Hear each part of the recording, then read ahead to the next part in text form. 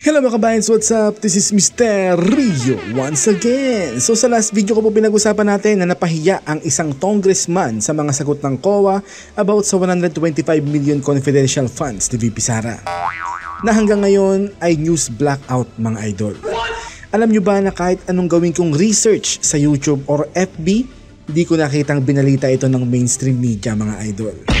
Yung tipo na binanggit na ng COA na walang misuse sa 125 million confidential funds ng Office of the Vice President at ni VP Sara, grabe ang mainstream media natin mga idol. Para ano? Para manatili ang black propaganda nila laban kay VP Sara sa isip ng mga tao? Diba? But unfortunately, may social media na. Kaya hindi na magtatagumpay ang mga paninira nila kay VP Sara. Tama. Diba guys? Pero alam nyo ba guys ang dahilan kung bakit nangyari ito?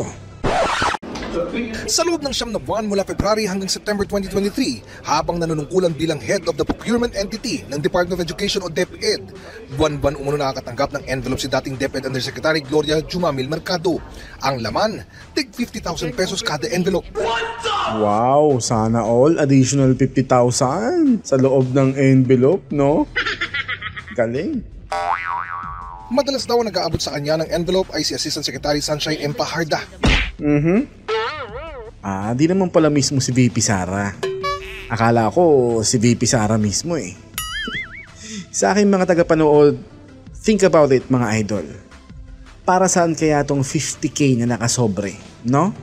It seems suspicious kasi bibigyan ka ng 50k na nakasobre without any documentation or receipt about that amount kung para saan yun. Tama. Diba? And every time binibigay sa kanya yun ni Asik Fajarda, lagi daw sinasabi na galing daw yun kay VP. So kung i-analyze natin ang pangyayaring ito, may nakikita akong posibleng motibo ng pagbibigay ng pera dito kay Mercado. From the moment na binibigyan siya ng sobreng may 50k for 9 months, nakita na nang nagpapabigay ng sobre na yan na magagamit nila ang issue na to kay VP Sara. Think about it. Bakit magbibigay ng 50k monthly ang pinaka-head ng department nyo? Lalo't hindi niya naman ito lubusang kilala o kakilala unless gustong mapahamak nung head of department na yun. Pwede. Diba?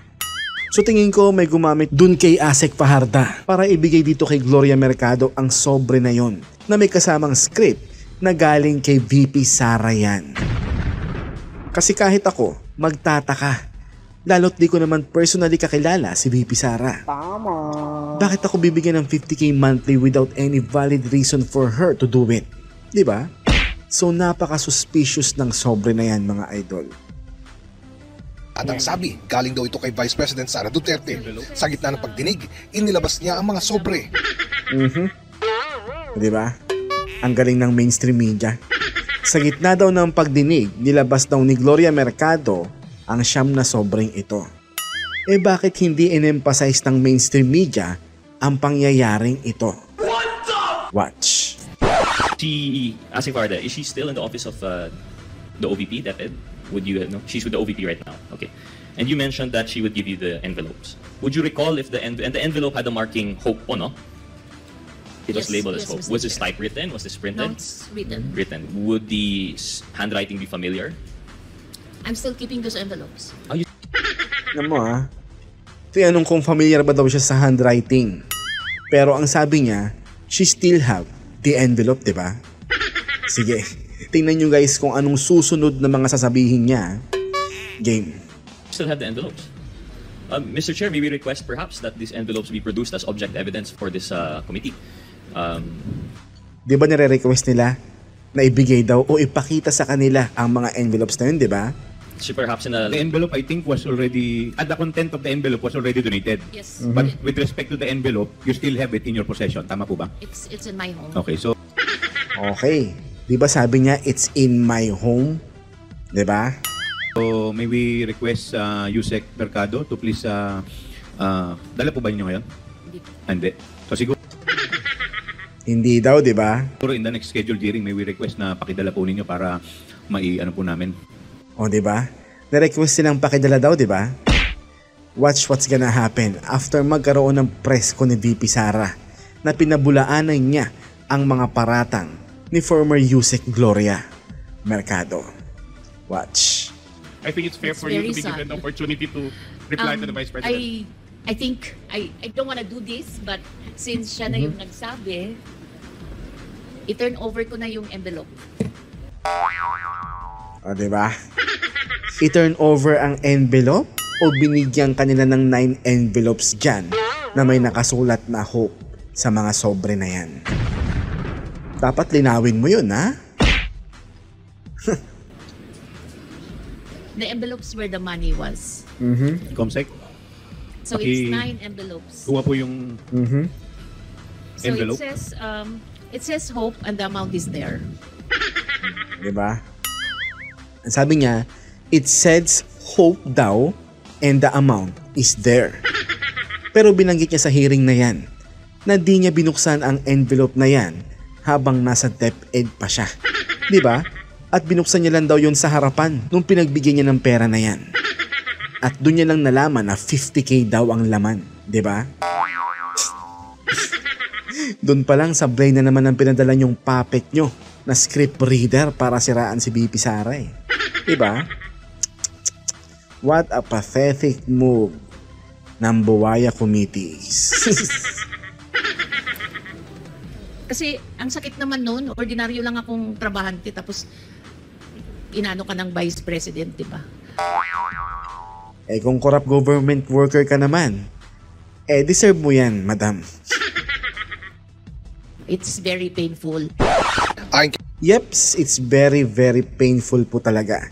Lalo pag nahuli ka na nagsusolicit habang ginagamit mo ang pangalan ni VP Sara. Masakit talaga yun. kay Mercado, kahit kailan ay hindi daw niya binuksan ang mga nasabing envelope noong nanunungkulan pa siya sa DepEd. Wow.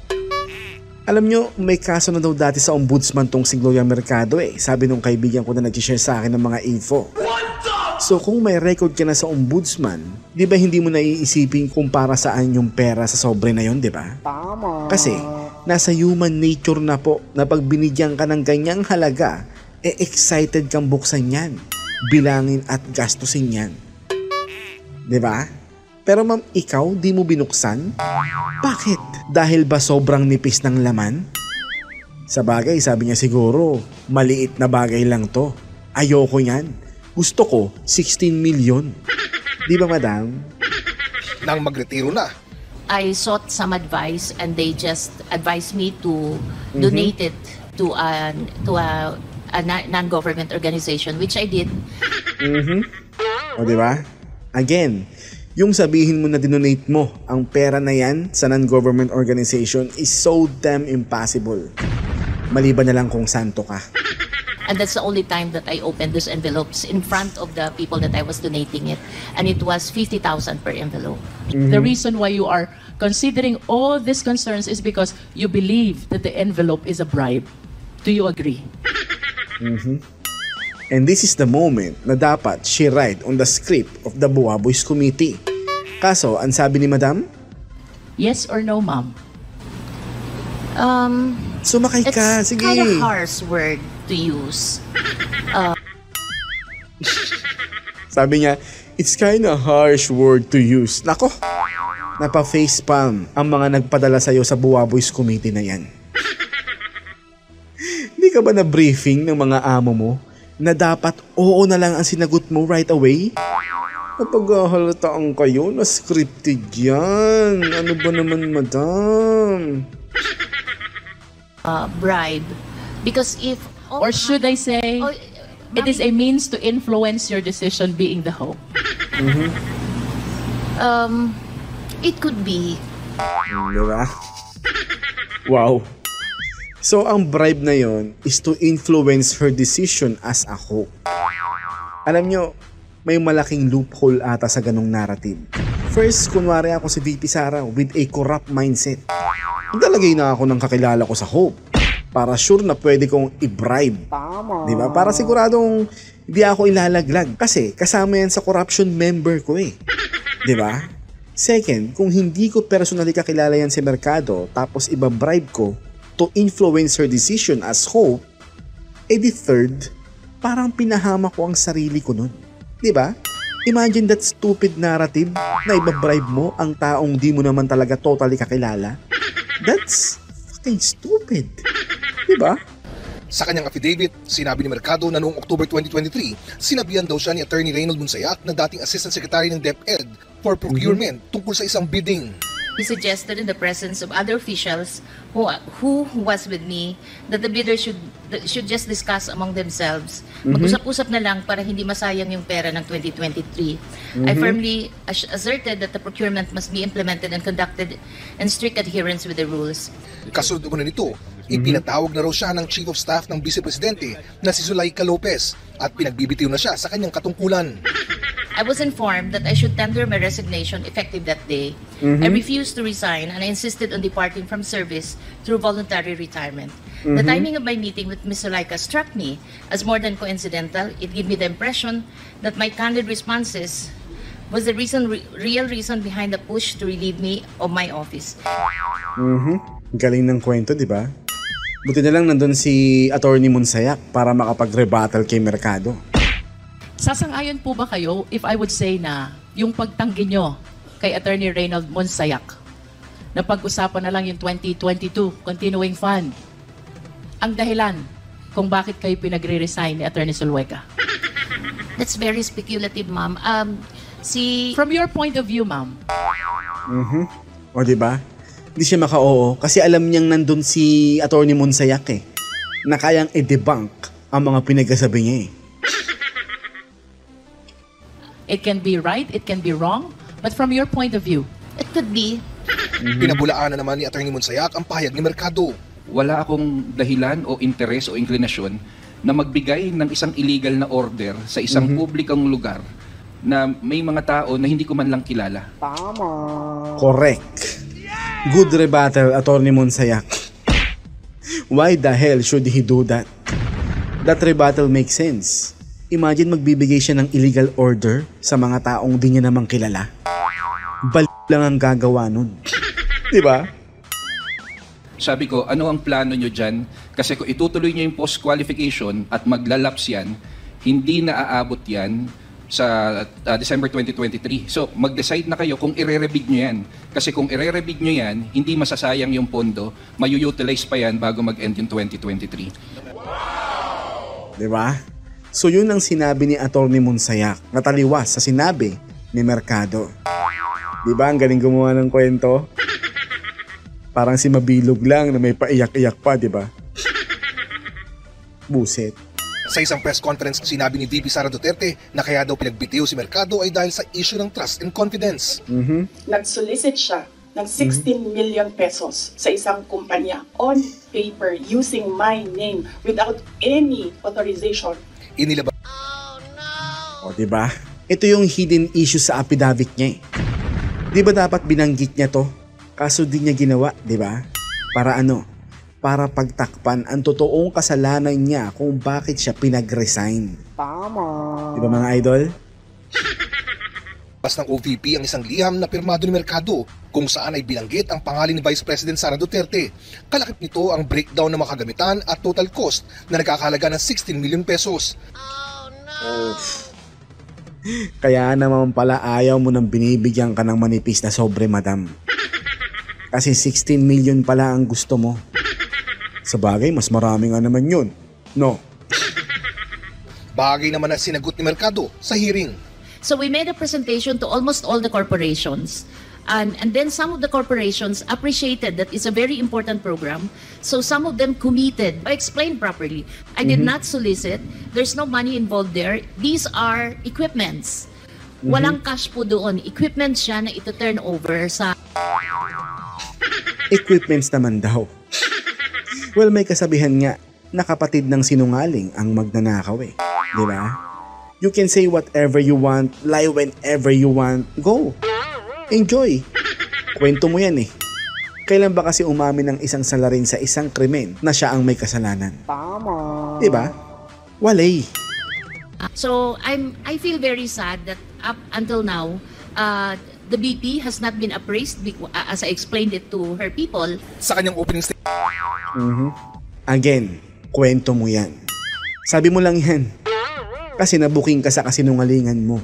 Kung malinis ang konsensya mo at wala kang ginagawang kasalanan, ba't di mo yan sinabi sa affidavit mo? Tama. Di ba? So nakita nyo yan, di ba? Yang paglabas ni Gloria Mercado, di ba? Lahat ng yan ay nangyari dahil dito, mga idol. Watch. May I know kung saan po nagastos yung 125 million? Was it spent in accordance with the rules, regulations, and protocol on the expenditure or on the use of confidential funds? Yan na guys. Ay, bago nga pala ang lahat, shout out po sa nag-edit ng video na to. Napaka-astig mga idol. Sobrang galing. Saludo ako sa kung sino man ang nag-edit ng video na to. Paggamit ako mga idol ha. So yan po ang question nila mga idol. Ang gustong sagot ng congressman na to is no. Para makahanap sila ng butas for impeachment complaint against VP Sara. Mga siraulo talaga no? Watch what's gonna happen mga idol. Tingnan nyo po kung anong magiging sagot ng COA dito. Game. Yes, Mr. Chair.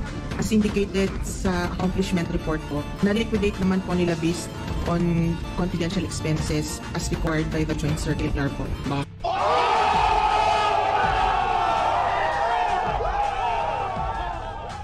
Aroy! Oh my God! So yan mga idol, dun pa lang ay rest my case na mga idol. Tapos na dapat ang usapan. Dapat nga lahat nga ng mga tao dyan nagsiuwian. Nagamit naman pala ng tama ng OVP eh.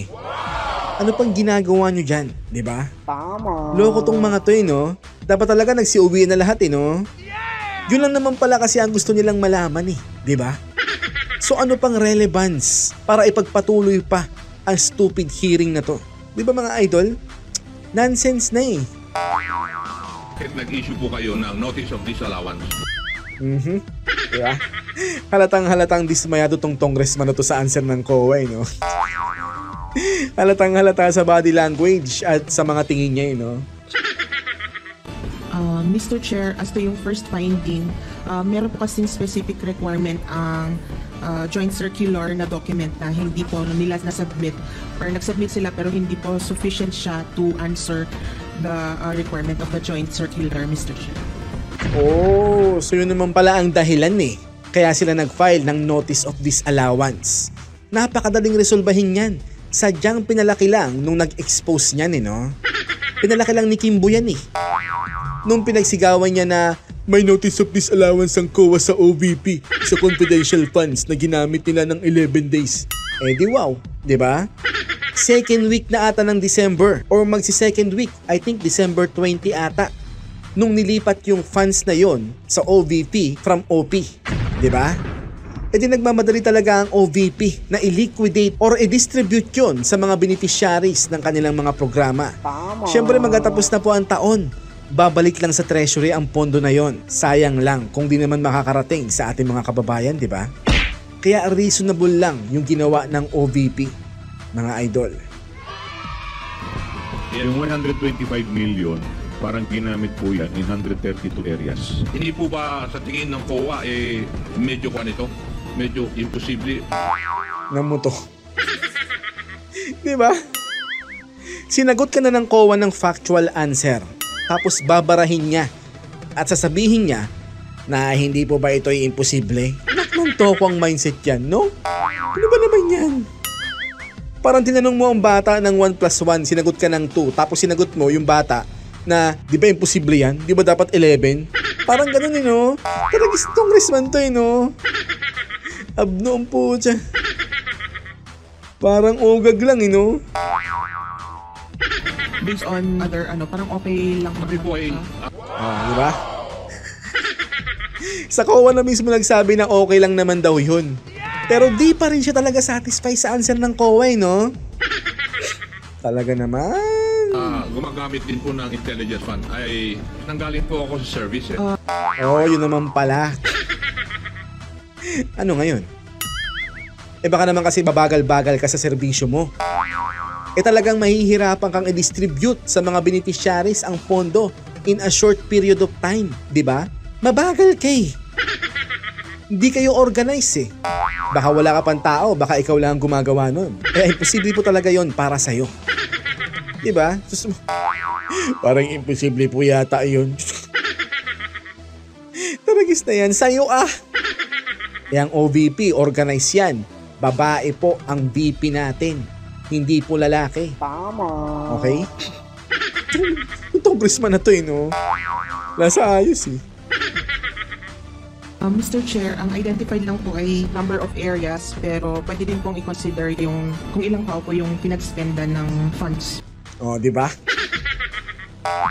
Kowa na may sagot yan Pero guys, tingnan nyo kung ano na namang banat ang congressman na yan, mga idol. Watch. Mr. Chair. But the liquidation report does not say so. In-assume na lang ninyo yun Diba? Anak ng pusang galaka. In-assume nyo na lang yun diba? Ano klaseng utak meron tong congressman na to, no? Sinagot ka ng factual answer, ayaw mo. Dapat kasi congressman, alam mo meron akong payo sa congressman na to Dapat kasi binriefing nyo ang mga resource person or witness ba yung mga taga-COA na yan? Na ang tatanggapin nyo lang na sagot sa mga questions nila sa inyo ay ayon sa gusto nilang sagot nyo. Di ba dapat ganun? Alam mo yung dapat ang sagot sa question na nagamit ba yung funds ng tama ay dapat hindi po, Your Honor. Di ba? Naguhukay kayo ng basurang maibabato kay VP Sara. Ayan tuloy, nagmukhang mga basura kayo. Real talk yun, mga idol. Pusit na yan. Mr. Chair, meron po silang submitted na mga documentary evidence.